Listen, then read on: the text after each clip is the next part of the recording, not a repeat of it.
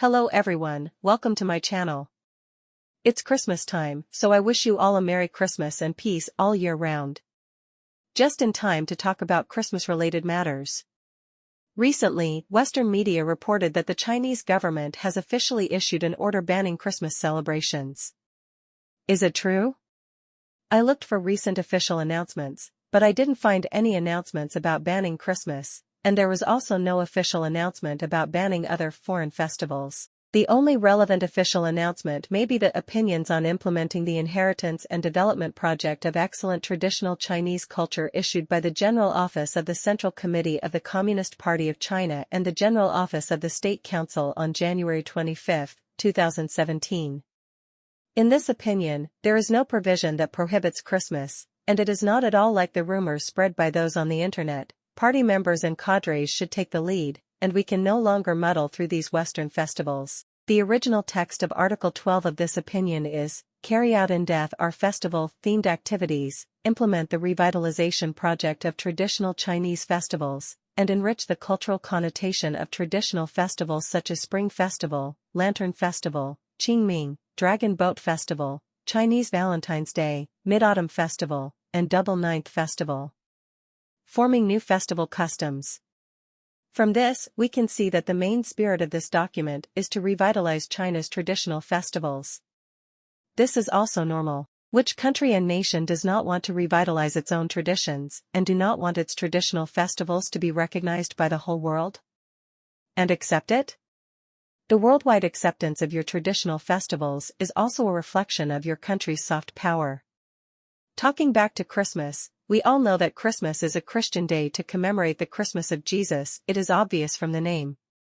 Christianity has existed in China for many years and is nothing new at all. According to historical documents, Christianity was introduced to China during the Taizong period of the Tang dynasty, and it was called Nestorian Christianity at that time. The steal of the popularity of Nestorianism in China in the Tang dynasty, one of the most famous four-stone steels in the history of world archaeological discoveries, records the spread of Nestorianism in the Tang dynasty. This stele is now in the Xi'an Forest of Steels Museum. It is one of the first-class cultural relics listed by the Chinese government as prohibited from export exhibition. Therefore, China has always been relatively tolerant towards religion, unless of course you are a cult or want to overthrow the government, then that is another matter. No government in the world can tolerate such a religion. There is another very famous figure in Chinese history who is also related to Christianity, and that is Matteo Ricci. Of course he is a Catholic missionary. There are many sects of Christianity, the most important ones being Catholicism, Orthodoxy, and Protestantism.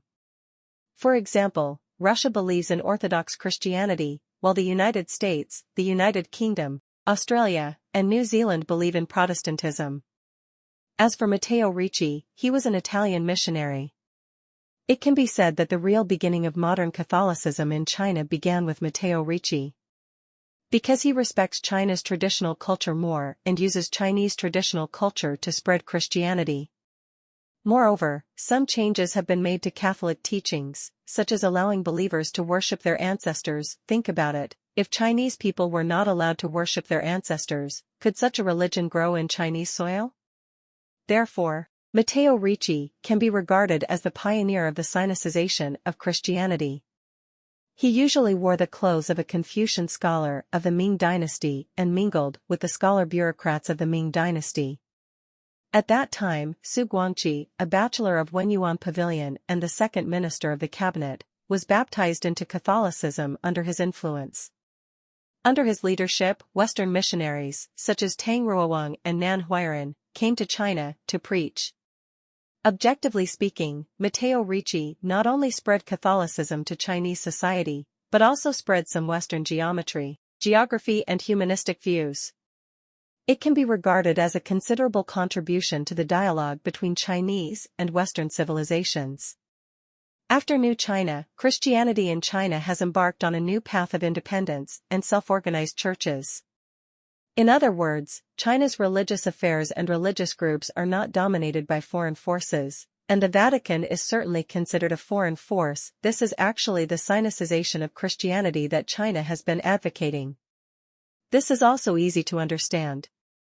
According to some overseas data, such as John Stone, he believes that there are almost 80 million Christians in China, and this is still the data of 2001. And according to his estimates, by 2030, that is, 6 to 7 years from now, 1/3 of China's population will be Christians. Think about it, 1/3 of the population of a country has become Christian. If the Chinese government does not do a good job in syncretizing Christianity, and these believers are influenced by some malicious religious leaders, it is also very possible to reenact the Tianping Rebellion on the land of China. As everyone knows, the Taiping Rebellion was one of the largest wars in Chinese history and the deadliest war in world history. There were almost 70 million casualties, and the combined military and civilian casualties of China's 14-year anti-Japanese war were 35 million. One Tianping Rebellion is equivalent to 2 Sino-Japanese wars. It can be imagined how much damage it caused to China and the Chinese people. The Chinese Communist Party is definitely right to insist on the Sinicization of Christianity. Since Sinicization is the general direction, there is no need to prohibit people from celebrating Christmas. After all, there are more than 100 million Christians in China. I'm actually quite curious. With the growth rate of Christianity, will China become a Christian country one day in the future? Do you think this is possible? Okay, thank you everyone for watching. If you like it, please like and subscribe. See you in the next video.